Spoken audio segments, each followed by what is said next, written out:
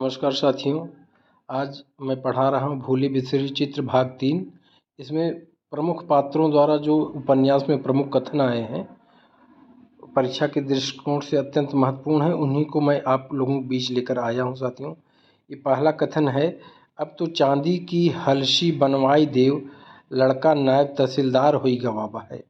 साथियों, ये अवधी भाषा है और इसमें जो छिनकी कहारिन है वह मुंशी शिवलाल से कहती है कि तुम्हारा लड़का जो ज्वाला प्रसाद है अब वह नायब तहसीलदार हो गया, इसलिए चांदी की हलशी बनवा दीजिए।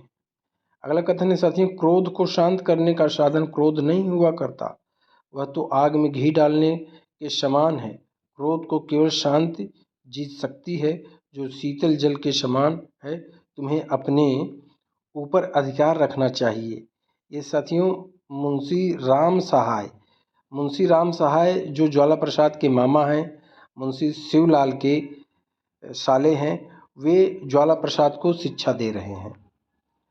अगला कथन है साथियों, सत्ता इस युग में भुजबल में नहीं है, सत्ता अब रुपए में। आखिर अंग्रेज लोग बनिए ही तो हैं। सात समंदर पार करके विलय से यहाँ आए हैं, विलायत से यहाँ आए हैं और तिजोरत करके आज सारे हिंदुस्तान पर राज कर रहे हैं। साथियों, ये ज्वाला प्रसाद का कथन है। ज्वाला प्रसाद ये बता रहे हैं कि अंग्रेज भी एक बनिया हैं, एक व्यापारी हैं और उनका व्यापार पूरे विश्व में है। सात समंदर पार से अंग्रेज आए हैं। साथियों, अगला कथन है, भौजी जो कुछ मैंने किया वह अपना कर्तव्य समझकर किया। ममता और न्याय नहीं बिकते हैं और न खरीदे जाते हैं। साथियों, ये ज्वाला प्रसाद का कथन है। जो प्रभु दयाल की पत्नी जयदेई है, उसे ज्वाला प्रसाद से एक लगाव है और उन्हें भौजी कह के बुलाते हैं, तो उसी समय का एक कथन है साथियों। अगला कथन है, ज्वाला बेटा तुम्हारी किस्मत खुल गई, बहुत तगड़ा शिकार फंस गया है। ये साथियों मुंशी शिवलाल का कथन है। और जब मुंशी शिवलाल को यह पता चलता है कि ज्वाला प्रसाद और जयदेई के बीच में प्रेम संबंध है, तो जयदेई बहुत लखपति महिला है और ज्वाला प्रसाद तो एक अभी नायब तहसीलदार हैं जिनका इनकम बहुत निर्धारित है। तो उसी समय मुंशी शिवलाल कहते हैं कि इस जयदेई को तुम छोड़ना मत, ये समझ लीजिए तुम्हारा बहुत बड़ा भाग्य था कि इतनी अमीर महिला तुम्हारे प्रेम जाल में फंस गई है। तो साथियों, ये बाप जो है अपने बेटे को ज्ञान दे रहा है। अगला कथन है, अब हम पूर्ण रूप से गुलाम हो गए। इंग्लैंड का बादशाह दिल्ली में अपना दरबार करने आ रहा है। हिंदुस्तान के राजा महाराजा उसके सामने अपना सिर झुका आएंगे, उसको नजरें देंगे और आधिपत्य स्वीकार करेंगे। साथियों, ये सोमेश्वर दत्त हैं जो कि बरेली ज़िले के डिप्टी कलेक्टर हैं। और ये जो है इनकी जगह पर ज्वाला प्रसाद का बेटा जो गंगा प्रसाद है वह आया है और जो गंगा प्रसाद को दिल्ली दरबार के आवा भगत के लिए तैयारी के लिए चुना गया है। उसी समय का एक कथन है साथियों। अगला है, गंगा प्रसाद यह मीर मुझसे डरता है, बहुत बड़ा सुअर है यह, इसके मुकाबले का पाजी आदमी नहीं मिलेगा। तुम्हें क्यों, हम गलत तो नहीं करते हो न, तुम छोटे हुए बदमाश और नंबरी हरामजादे।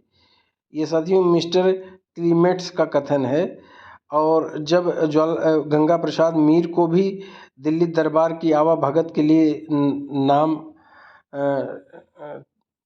इनका भी लेता है, तो उस समय मिस्टर क्लीमेट्स का ये कथन है कि जो मीर है ये बहुत बड़ा हरामजादा सुअर है।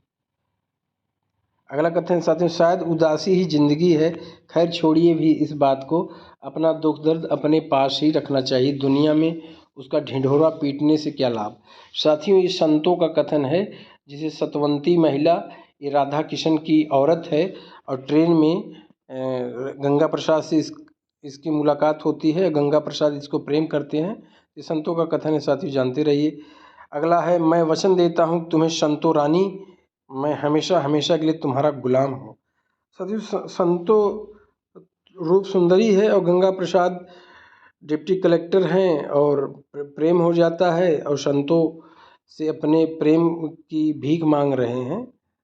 और अगला कथन है साथियों, यह दुनिया शिव प्रतापों से भरी है, जिनके इशारों पर स्त्रियां गिरती हैं, जिनके प्रभाव से परिवार टूटते हैं, जिनके कहने से हत्याएं होती हैं। मैं चाहता हूँ इन शिव प्रतापों को चुन चुन कर दुनिया से हटा दिया जाए। साथियों, ये रिपुदमन सिंह एक हैं, उनका कथन है रिपुदमन की एक पत्नी थी जिसका अफेयर जो है शिव प्रताप नामक एक व्यक्ति से होता है। और रिपुदमन को जब ये बात पता चलती है तो रिपुदमन की पत्नी रिपुदमन को जहर देना चाहती है। शिव प्रताप और उसकी पत्नी रिपुदमन की दोनों मिलकर रिपुदमन को मार डालना चाहते हैं, लेकिन रिपुदमन जान जाता है और शिव प्रताप को और अपनी पत्नी को मार डालता है। और रिपुदमन को आज बड़ी आत्मग्लानि है कि शिव प्रताप जैसे व्यक्ति ही स्त्रियों को बहकाते हैं और परिवार को तोड़ डालते हैं, बिखर जाता है परिवार। साथियों, अगला कथन है यहाँ हर चीज बिकती है, दीन ईमान सत्य चरित्र, यह पूंजीवाद का युग है, यह बनियों की दुकान है, सब कुछ बिकता है। साथियों, ये रिपुदमन का ही कथन है। रिपुदमन अपने अनुभव से बता रहे हैं कि आर्थिक युग है और आर्थिक युग में संबंधों से बड़ा पैसा ही है।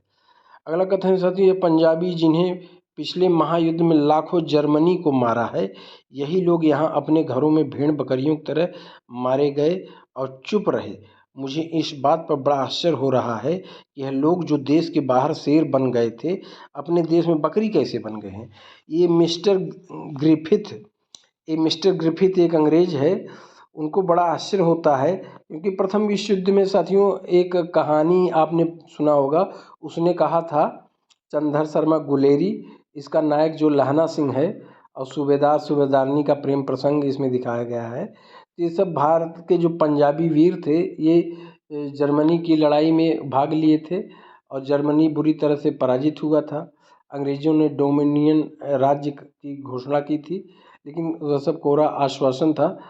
तो आज वो मिस्टर ग्रिफिथ को बड़ा आश्चर्य होता है कि भारत की जनसंख्या उस समय 33 करोड़ थी और ये मुट्ठी भर अंग्रेज जिनकी संख्या मात्र 2 लाख थी, ये कैसे पूरे भारत पे राज्य कर रहे हैं।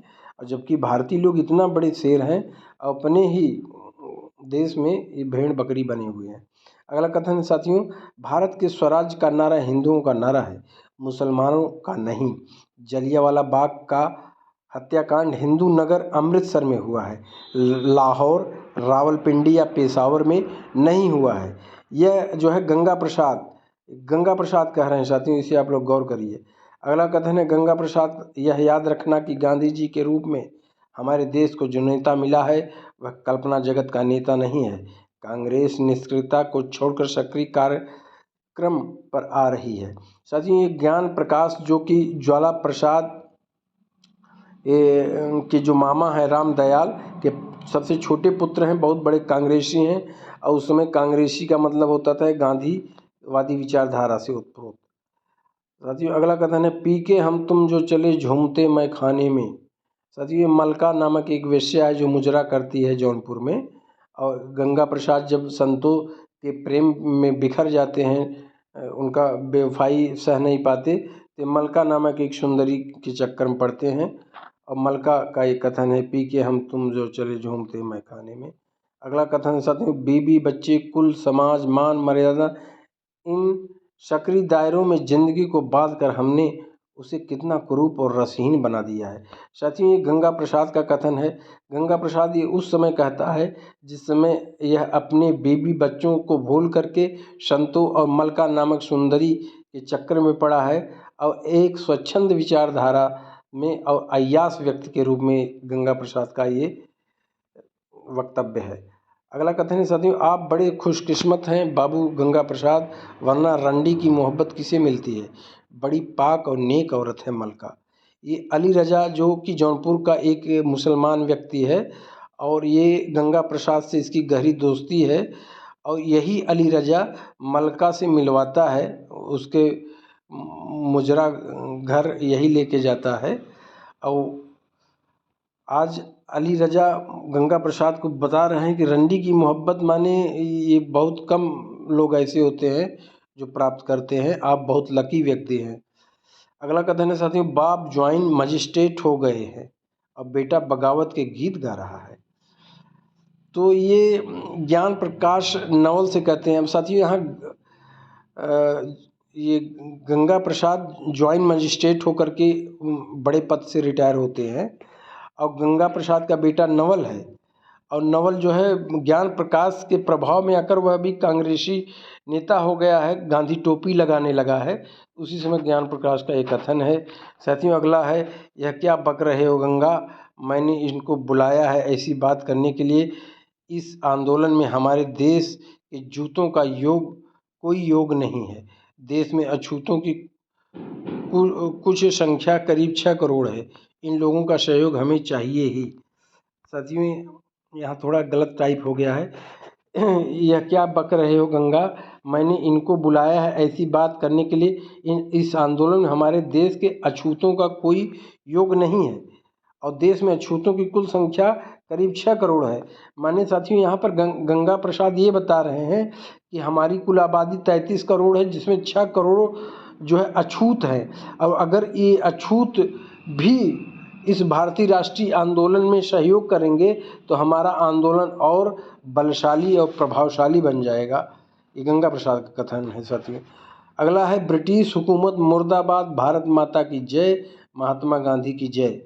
साथियों, ये नारा जो है जगमोहन अवस्थी इस उपन्यास में लगाए हैं। अगला है, तो क्या आप उस बदमाश, लुच्चे, झूठे और फरेबी गांधी को महात्मा समझते हैं? साथियों, ये मिस्टर हैरिसन हैं। मिस्टर हैरिसन बहुत बड़े अंग्रेज़ थे, बहुत बड़े पूंजीपति थे, और उन्होंने एक छोटी सी पार्टी 12 लोगों को दिया है। उस 12 लोगों में गंगा प्रसाद भी गए हैं। और उसी पार्टी में मिस्टर हैरिसन जब मदिरा के जाम को पी करके बकना शुरू करता है तो सबसे पहले गांधी को टारगेट पर ले लेता है, और गांधी को लुच्चा, झूठा, फरेबी कुल बदला देता है, बदमाश। अंत में 12 लोगों में गंगा प्रसाद जो है उससे नहीं रहा जाता, और गंगा प्रसाद इससे भिड़ जाते हैं, मिस्टर हैरिसन से। और यहाँ तक नौबत आ जाती है कि गंगा प्रसाद को त्याग पत्र देने का नौबत आ जाता है। तो ये अंग्रेज है, और ये गांधी के प्रति ऐसी सोच रखता है।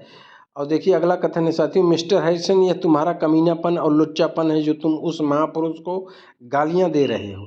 हम लोग उसकी राजनीति से भले ही सहमत ना हो, लेकिन उसकी महत्ता, ईमानदारी और शराफत से कोई इनकार नहीं कर सकता।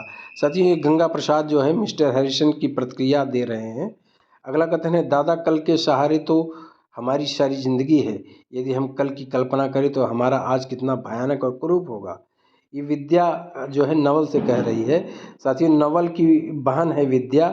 ये नवल और विद्या गंगा प्रसाद के पुत्र और पुत्र हैं और पुत्री हैं।